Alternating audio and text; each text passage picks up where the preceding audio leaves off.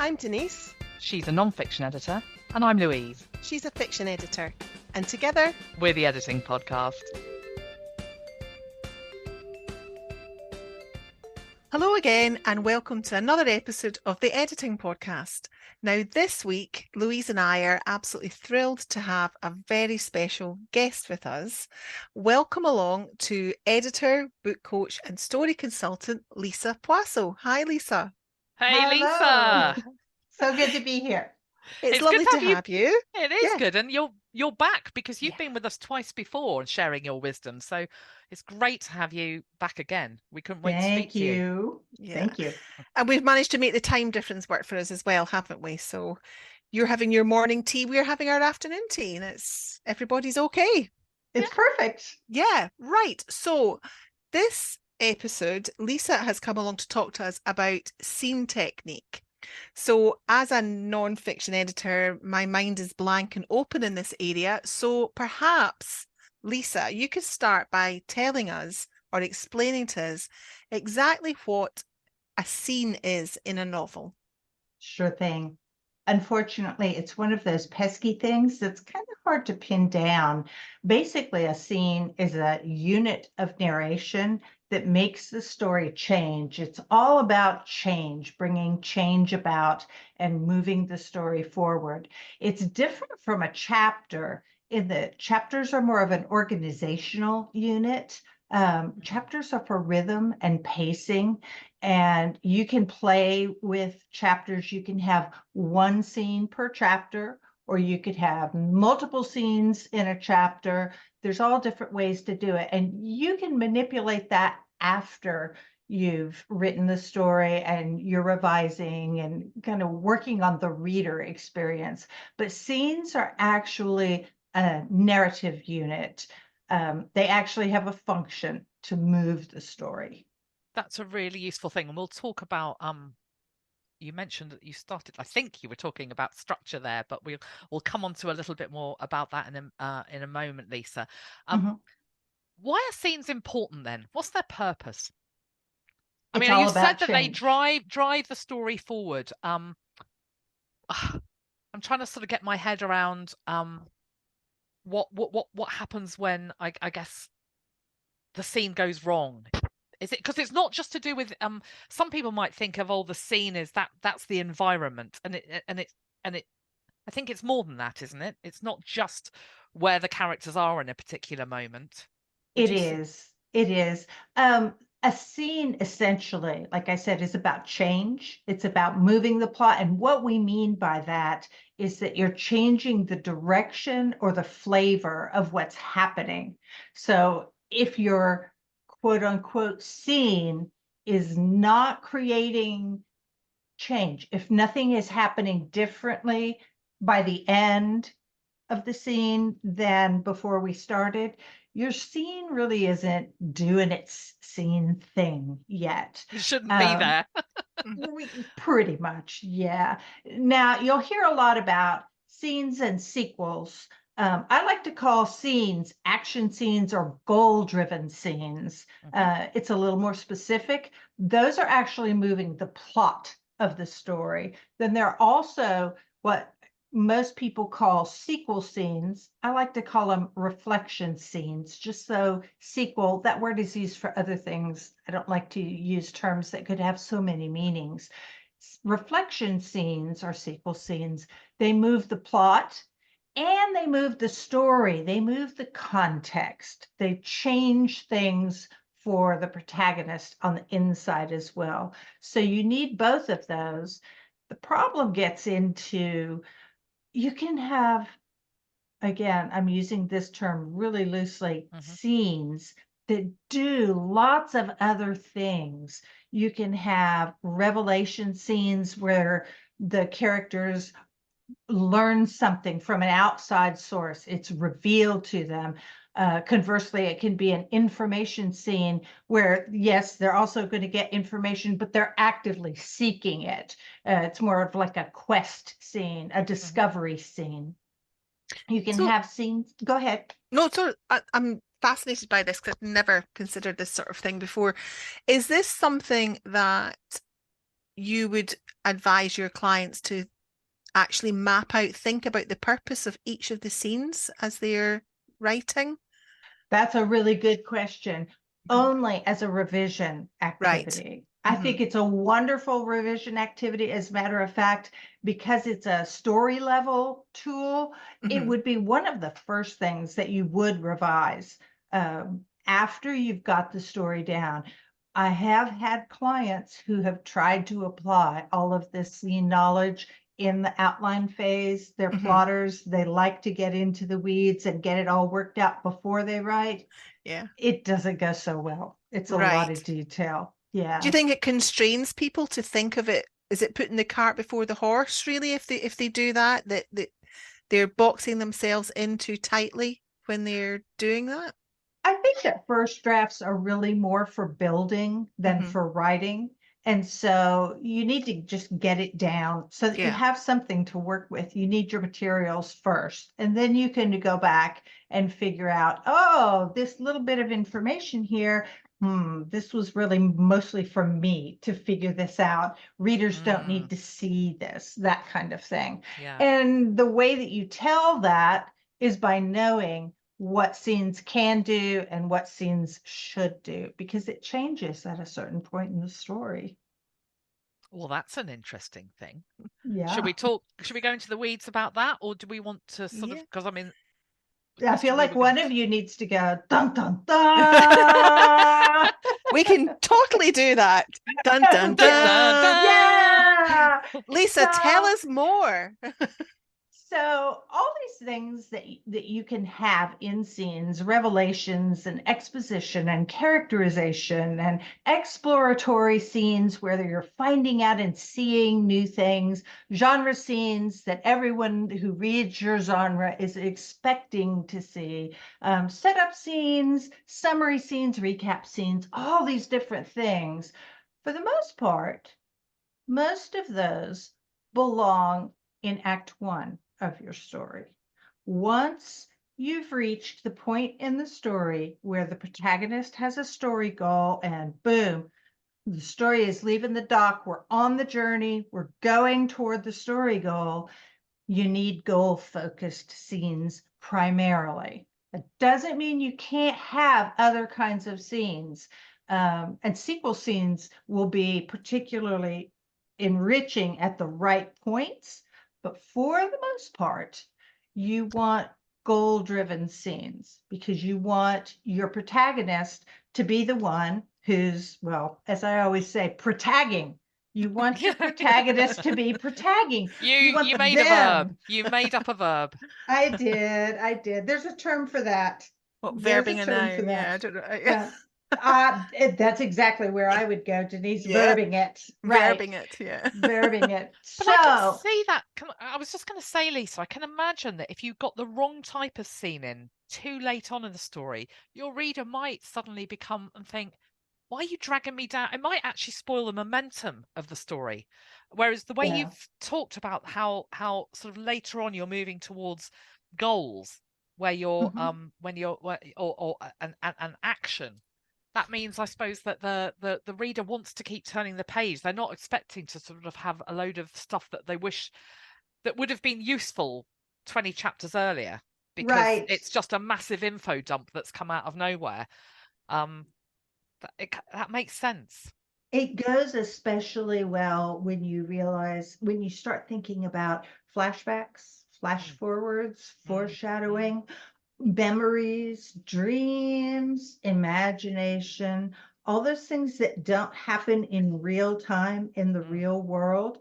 Those do have a place in your story, but they are not scenes all by themselves. They're part of scenes. And your scenes still need to have some way to move the story to show the protagonist doing something that's moving, even if it's just thinking and deciding, doing something that's getting us closer to the destination. Otherwise, it's not a story journey. Yeah. That's so interesting. So, given that, and given that there are different, now I realize there are so many different types of scenes, is there such a thing as an ideal structure for a scene, or is it very dependent on the type of story that you're telling? Or in other words, what components should be evident in a scene? Can you go Right. there with that? Yeah, yeah, Mhm. because there are structures out there that are talked about in craft articles and books for scene and sequel structure, which are two types of scenes. But there's more. There's an even more fundamental list of qualities that make a scene that really, if you don't have all of these elements, it's not a scene, it's something else. It's a vignette, or it's a Mm. sequence, or it's a Ah. passage, but it's not a scene until one, something happens, Mm-hmm. something actually happens. Mhm. Maybe it's internal, maybe it's a decision. I'm not saying we have to have a chase scene, but something has to actually happen. Two, it has to unfold in a real place and time, one space. That doesn't mean you can't travel at all during a scene, but it has to be unified somehow. Mm-hmm. In general, when we change times, 3 days later, Louise said, that's a new scene, Mhm. or Denise slams the door, goes off to another place, and then we see her in the pasture milking her cow. That's a new scene. She's Yeah. changed Yeah. place. So, in general, we want anything that changes time or space to be a new scene. So there's a Or, dynamism there always. yeah, yeah. It's that change thing. It's coming back to that change thing that you mentioned right at the top. Mhm.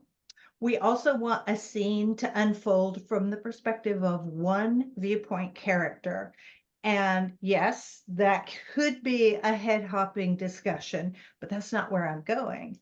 Because if a scene is goal driven and you keep hopping into different characters' heads, whose goal is the scene serving? Mhm. Yeah. Mhm. Yeah.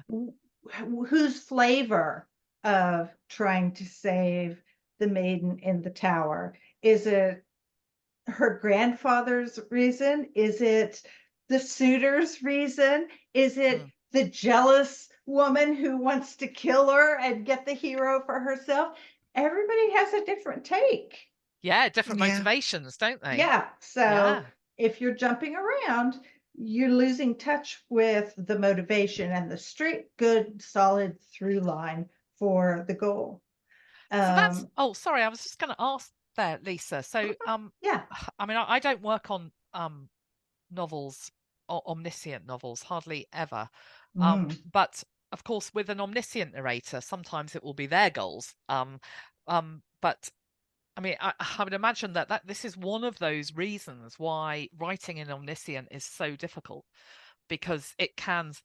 Omniscient doesn't mean, yeah, go ahead and head hop. They're Right. that's omniscience, its own narrative style. So is it the case that if you've got a book written from an omniscient perspective, is it then that omniscient narrator whose goals, whose actions, whose change is being reported, or is do the same kind of rules, if you like, apply, or The is it easy answer is it's complicated. It okay? depends how deep you're going Yeah. into all those heads, and Yeah. whether generally we call those, when it's omniscient, we call them focus characters Mm-hmm. instead of viewpoint Mm-hmm. characters. And you still don't want to zoom between focus characters indiscriminately No. within a scene, because again, you're losing focus. If that's okay for some reason for you to do that, sure, go ahead and do it. But if there's not a good reason, you're just sort of playing ping pong within the Yeah. scene. So you're diffusing things, which makes the choice to use omniscient. You need to be very conscious of all those ramifications. That's Yeah. the short, simple answer. Okay. Thank you for that. Yeah. And then there's two more things that Yeah. scenes really need to do. Something changes during the scene. It can be subtle. but something needs to change. Maybe the protagonist sees things in a different way, or now he's discovered, oh, I just realized I need to be thinking about X from here on out. Some change needs to happen. And the last little thing that I love to see in a good, strong scene is the sense of a springboard at the end, something that makes readers anticipate something specific is going to happen. If not in the very next scene, then soon. That's your connective tissue. That's what keeps the scenes tumbling one into the other like dominoes.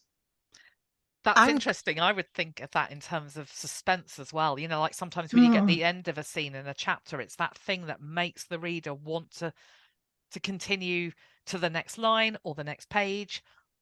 It's that sense of dynamism again, like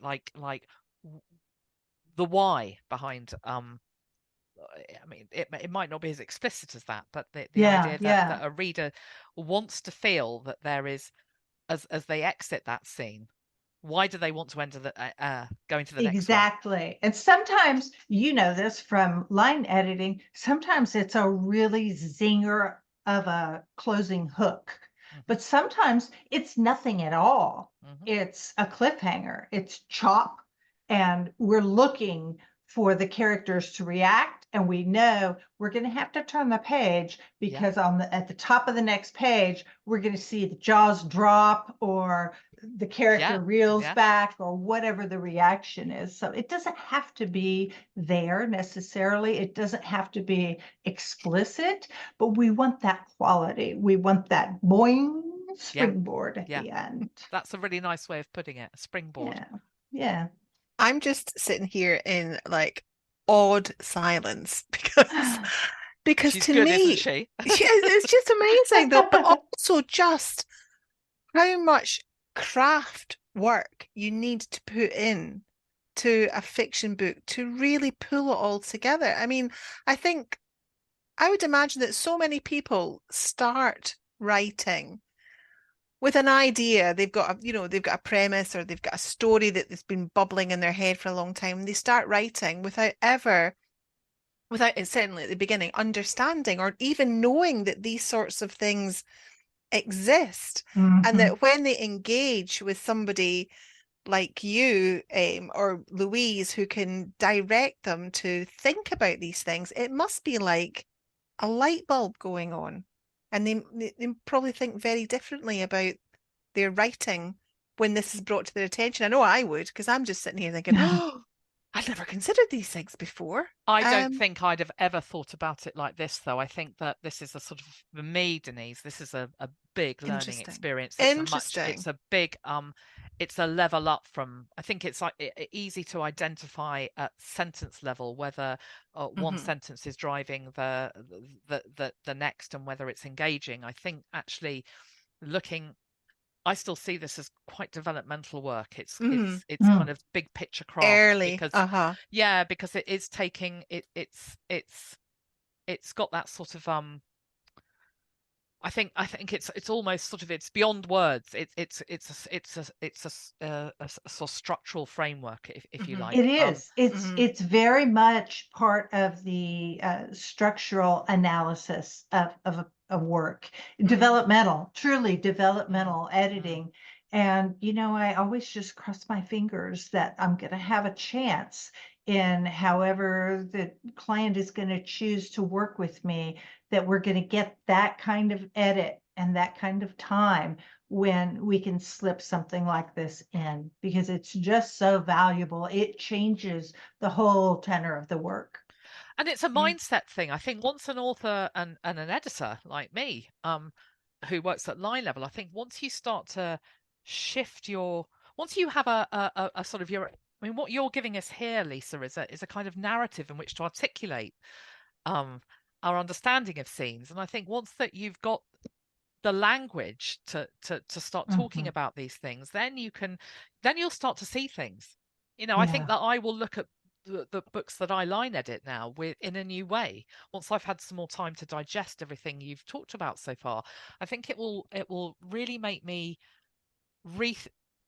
not rethink, but sort of add to my knowledge of what I can bring to an edit with that Perfect. slightly different way of that different framework. It's like a slightly different lens for a line Hmm. editor anyway, Hmm. but nevertheless something that I think could be brought into um line work, just because all knowledge is always good knowledge, isn't it? I mean, Denise, Absolutely. I bet there's stuff from this, that from what Lisa's talked about today, that you might see with some of your creative nonfiction. Absolutely, absolutely. And it's just like you say, Louise, it's a mindset and thinking about things differently.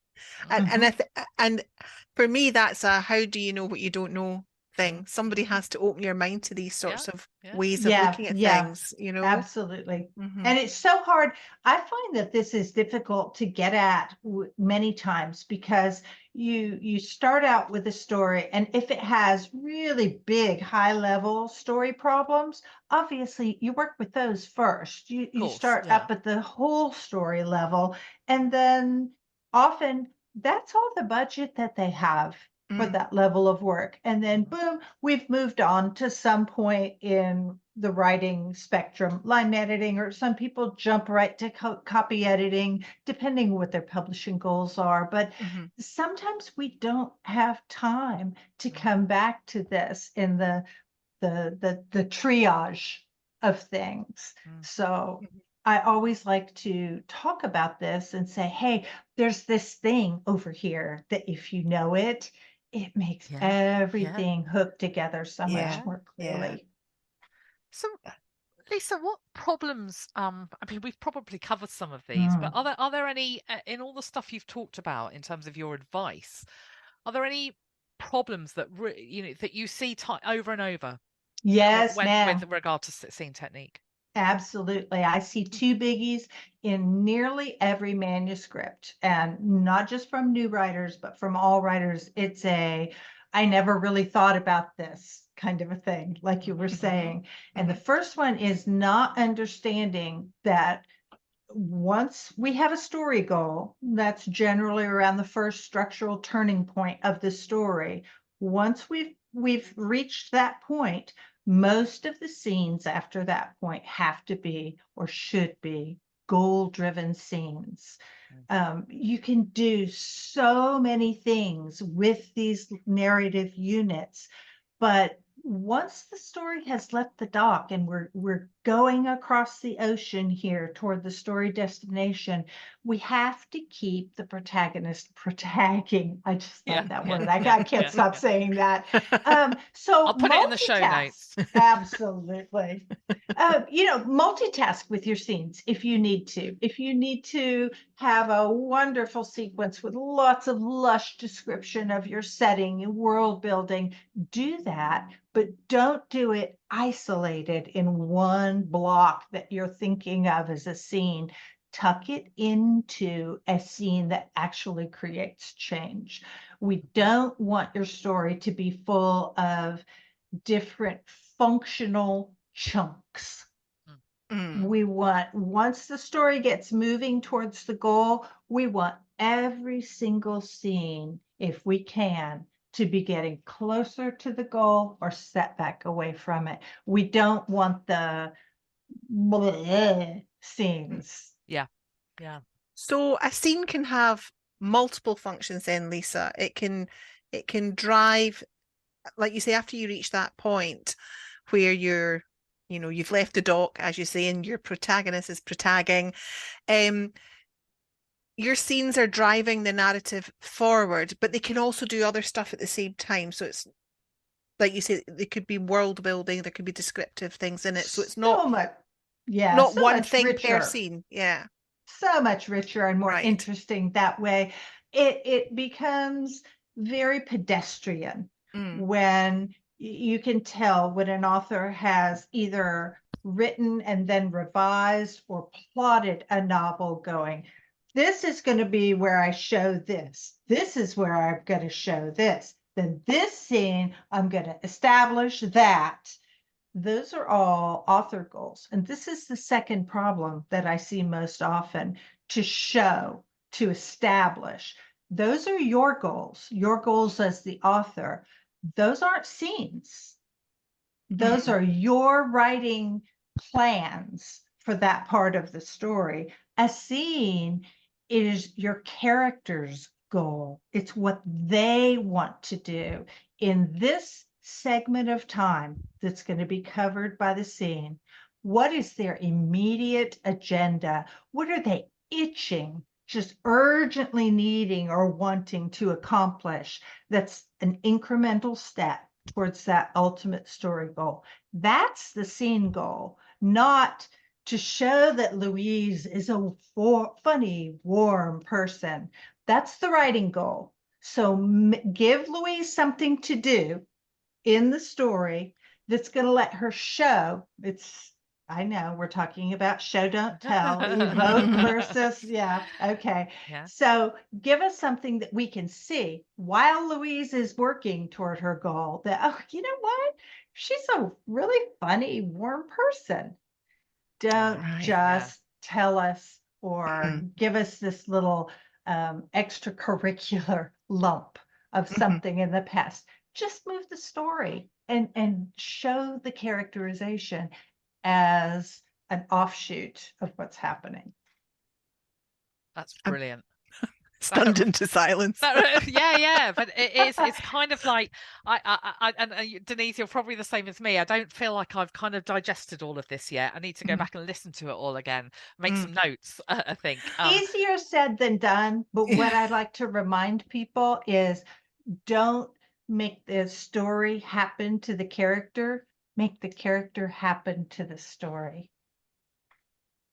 Ooh. Pearls of wisdom just dropping from Lisa. I can just see people sit and listen to this frantically scribbling notes down to go and explore and think about, because I think you're just hitting us with so many really valuable ways of thinking and looking at scenes.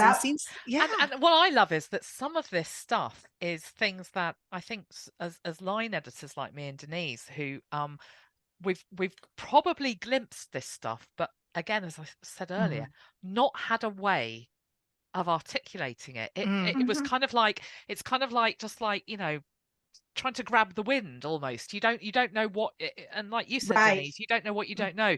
You kind of, there's something there, but you're not quite sure why something's not working. And this, it's like the door opening and the light going on. I've totally mixed my metaphors there with grabbing the wind, but we get it. But that's what it feels like. Yeah. So, Lisa, given that this is so very new to, or rather, a very new way of thinking for so many people, are there tools that you use to help authors begin to think like this, or to help overcome the problems that they face when they're looking at scene technique? Yeah, I mean, the obvious tool, of course, is editing, developmental editing, but that is so granular. It's, you know, try this for this scene, try this for this scene. I think your point about the mindset, I really prefer to help writers understand what's going on in scenes overall, so they can learn how to apply those things and do it for themselves. That usually to me means coaching. We practice identifying scene structure in their existing scenes. Literally just show me the goal. Don't describe what you think is the goal, but look in the scene, in the text, and take a pen or a highlighter and literally highlight the text that makes it clear to readers what the goal is for this scene. If you can't highlight it, it's probably not in there. They don't always have to be explicit. Sometimes they are understood. We all understand based on what happened in the previous scene. We fell off a cliff and we're rolling down with the rocks and boulders and dirt madly down the slope. We understand implicitly at the beginning of the next scene, the goal is survive this thing. We don't need to have the characters say, well, I seem to be falling. And I think that now I need to try to grasp a vine and stop my fall. We don't need that. Yeah. But in general, we do need to have some indication at the beginning. So we practice things like that. And then we learn to how to stick in, how to repair those holes when they're not there. And then we find generally that the scenes are starting to connect, and we get that sense of progressively escalating complications that just this causes this, causes this, causes this, and your scenes start chaining. So coaching is generally the way that I like to go, but not everybody has the budget or the time for that. So that's where I recommend, bar none, KM Weiland's Scene Structure series. She has, it's called The Complete Guide to Scene Structure at her site, Helping Writers Become Author. And I will send those links so they can be in the show notes. We'll pop Thank them in you. the show notes. Yeah, And great. she also has a book, and the book comes with a workbook. So you can actually work through these things in your story and get the hang of it so that you have a better chance of going back and looking at your manuscript and recognizing, yeah, the reason that this scene seems a little underdeveloped and flat is maybe because it's not creating change. Yeah. And it sounds to me like working, if somebody doesn't have the budget, because it definitely sounds like that sort of coaching sounds quite intensive and quite time consuming.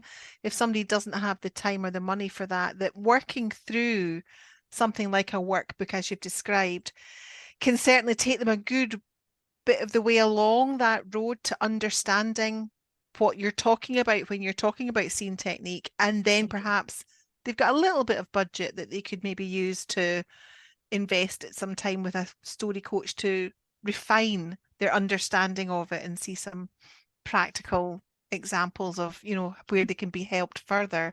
Because it sounds like it's an incredibly valuable thing to do if you can take a look at your writing through this lens. Right. And some people can see it right away in their own writing, but we all know how hard it is to see these things in our own work. So sometimes it does take just a single consultation or call with somebody to say, yeah, I know you think that you've made this clear, but show me the text. It's not here. This is missing. This isn't causing the change that you think that it is. And just that outside eye to help you see what's working and what's not working, not just subjectively, but objectively with these structural techniques in mind. And the other thing I could imagine that, again, because people have different budgets, if you just don't have any money in the pot, but you're a member of a writer group, perhaps it's something you could all of you get together and try to learn about this mindset, this. Oh, what a great idea. And then you can practice, you can try to identify the character goals for each other's texts. And that might be a way of practicing the skill. That's a super idea. Again, because so many people are unaware that scene structure and techniques even exist. You often don't get that kind of feedback from a group. Yeah. So that's a great way to do it. And again, I have to say, KM Weiland's book, the workbook is the magic. The work and actually writing in the workbook. I have had a lot of clients who say, yeah, I bought those books and the workbook, and I think I'm doing everything. And I ask, did you write? Did you put your story and your scenes into the workbook? Well, I didn't want to write in it. Oh, just write in it. Write in it. Yeah, you will find out very quickly if you can't get it down in words. You'll know, I didn't really accomplish this. Yeah, worksheets are there to be worked on. Yeah. So good stuff. Definitely. Excellent. Gosh. God, whenever Lisa comes on, I always feel a bit mind blown at the end of it. It's not. This happened last time, I think. Kind of like I know. Not a wasted word, Lisa. Everything was valuable. That was so, Yeah, so thank useful. you. Yeah, that's Well, been thank absolutely you. great. Such a pleasure having you as our guest after I always a few years. Yeah. I always like to raise awareness of things that I see that people aren't thinking about. So fun. Thank Oh, you Well, for you. having I me. think that's one of the things about you that really stands out in terms of your editorial practice, Lisa, is that you're someone who seeks to go beyond, take the next step, find the Mm, next thing that adds just that extra bit of sparkle, Mm. and obviously that's incredibly valuable for writers, but Well, you two are it's helping launch the message even further. yeah, So well, thank it's you. incredibly definitely. valuable for editors as well, because Yeah. all of us, no matter what level of editing we're working at, it never hurts to have a broader understanding of the types of work that can be done on a book, um, even if it's not your job to actually offer that service. I think it Mm, can make the services that you do offer better. So thank you. Thank you. absolutely. Yeah. So that's it from us. Thank you very much again to Lisa for joining us, and thank you for listening.